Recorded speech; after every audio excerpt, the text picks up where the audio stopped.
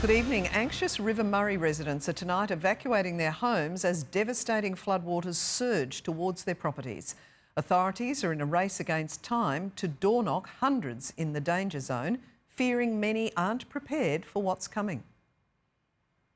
Living on the river, 86-year-old Sterling Shearer knew he'd have to abandon his home eventually, and today was the day as floodwaters finally cut off access by road. We'll get bogged on it, so best pull out now. He says it's been creeping closer for weeks, but the last few days it's come in fast. Yeah, it's lucky I know where the road goes here.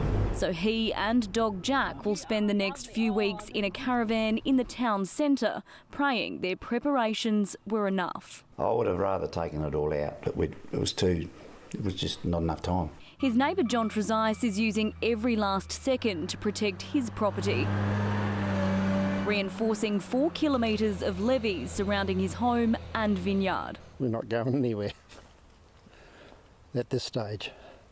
But if it comes too high, we've got to go.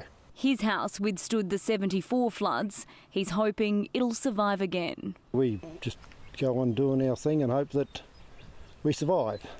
If we don't, well, we don't, do we? Both men will likely receive visits from emergency crews this week as they door knock hundreds of homes at risk of flooding. We are concerned about those who haven't taken the appropriate preparations, those who are ignorant to the water that is coming their way and the inevitability of it. While authorities are still preparing for 4,000 properties to be inundated, new data shows that 455 permanent residences will go under if daily flows reach 200 gigalitres.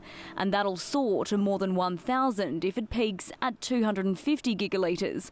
The race is now on to make contact with vulnerable property owners before it's too late. It's often rare that we forcibly evacuate people. If a person chooses to stay at their property, then they'll be doing so with the full knowledge of the possible consequences of being at the property without power or other utilities. The clock is ticking. Kimberly Pratt, 7 News. And we join Kim now. Many residents are looking for somewhere else to live, Kim.